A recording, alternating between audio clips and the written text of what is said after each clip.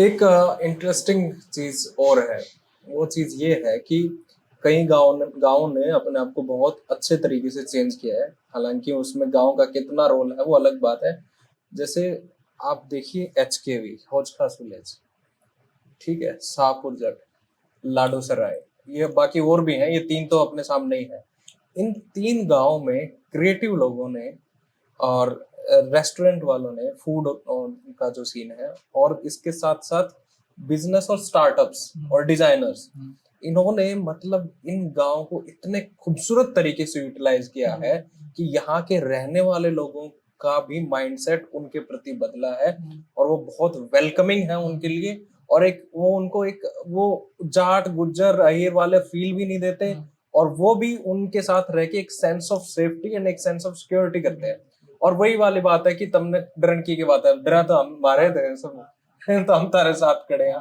तो इस तरीके से जैसे आप इमेजिन नहीं कर सकते कि शाहपुर जट जैसे गांव में एक दुकान, नोट सौ दुकान, नोट एक कमरा, एक बड़ा अच्छा खासा हॉल, ऊपर से लेकर नीचे तक डुप्लेक्स, 7 लाख रुपए रेंट पे चढ़ सकता है। 7 लाख, 5 लाख रुपए रेंट पे।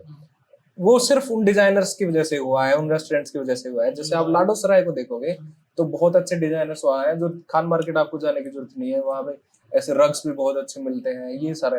तो ये एंटरप्रेन्योरशिप, ये फिर आपके स्टार्टअप्स, फिर आपका ये फूड इंडस्ट्री, और फिर आपके क्रिएटिव पीपल, इनकी वजह से ये सारा सीन हुआ, और इनको अच्छी लोकेशन पे एक जगह मिल गई और सस्ते में।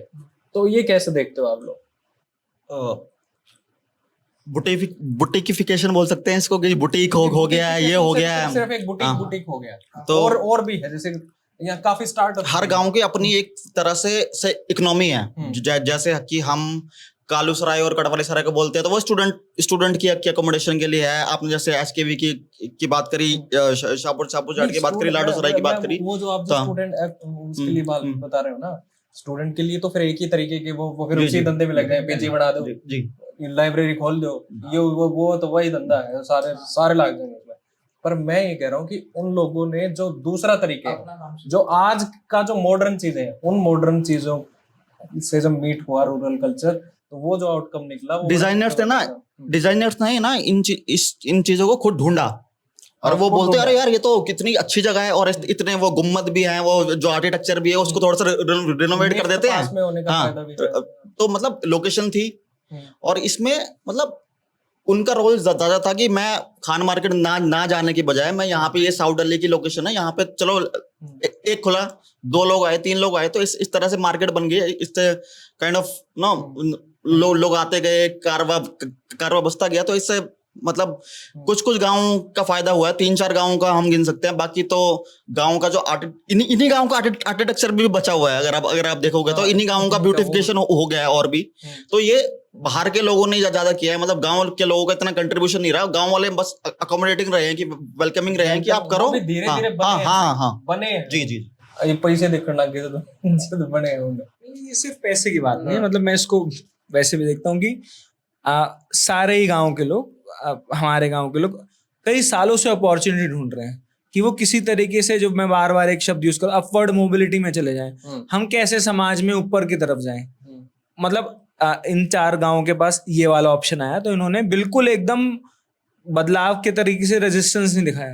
इन्होंने कहा ठीक है, समाज ऐसे ही बदलता है, तो हम इस बदलाव को देखेंगे। जैसे हम एक और बड़ा इंटरेस्टिंग है कि आसपास के जितने ये क्लब्स हैं, इसमें बाउंसर जो है वो आसपास के गांव के लोग ही तो हैं। उन्होंने कभी वो रेजिस्टेंस नहीं दिखाया कि यार हम रात की नौकरी करेंगे, हम बाउंसर की नौकरी करेंगे। लोगों ने कहा यार ये ही अभी हमारे पास बेस्ट ऑप्शन है, तो लेट्स चेंज आवरसेल्व्स। तो मतलब ये शायद से एक उस बात का आंसर भी है कि पीपल आर प्रो चेंज।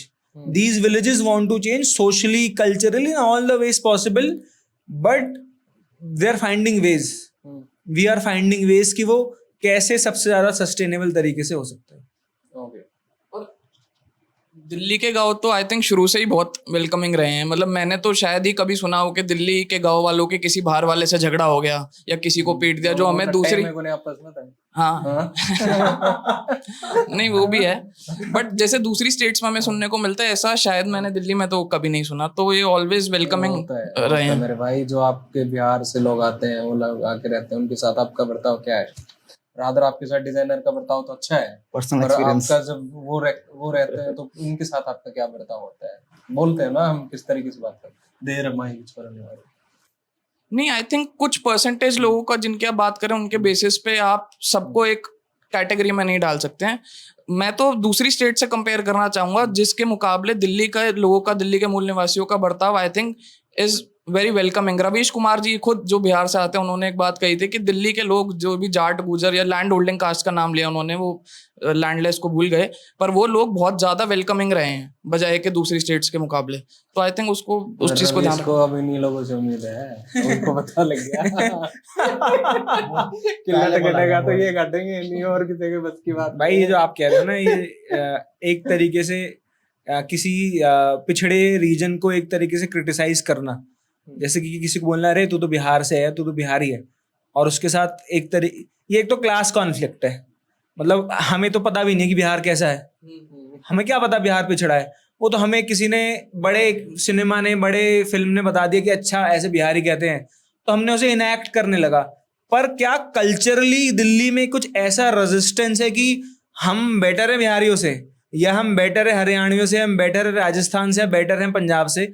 वैसा कुछ तरीके का मरोड़ जरूर है जो आप कह रहे हो चौधरी में कि भाई हम चौधरी हैं। आइडेंटिटी का तो रहता ही है, पर वो आइडेंटिटी क्राइसिस नहीं है कि आपने किसी को रिडिक्यूल कराओ, क्योंकि कि अरे अच्छा भाई तू वहां का है, तू हमारे मकान में नहीं रह सकता क्योंकि तू तो नॉर्थ ईस्ट का है। हिमायूपुर या जितने भी नॉर्थ ईस्ट की सबसे ज्यादा अकोमोडेशन वो यहीं के गाँवों ने सबसे ज्यादा उन्होंने एक्सेप्ट किया लोगों को बिना एजुकेशन के। क्या नॉर्थ ईस्ट के इतने लोग इतने किराए में क्या दिल्ली के शहर में रह पाएंगे? मैं कहूंगा जिन लोगों को हम सुपीरियर, मतलब पढ़ाई लिखाई में सुपीरियर कह रहे हैं, उन लोगों की जरूर एक स्टीरियोटाइप हो सकती है, पर यहाँ के गांव के लोगों ने कभी वो एक तरीके का सेकंड नैरेटिव नहीं बनाया कि तुम तो नॉर्थ ईस्ट के हो, या तुम ऐसा करते हो, या तुम बिहार के हो। वो क्लास कॉन्फ्लिक्ट जरूर हो सकता है कि भाई अच्छा तू तो गरीब है, वो जरूर क्योंकि यहाँ के लोग भगवान तो है नहीं, यहाँ के लोगों में अपनी दिक्कत है। मैं वो अलग चीज है, वो अलग चीज।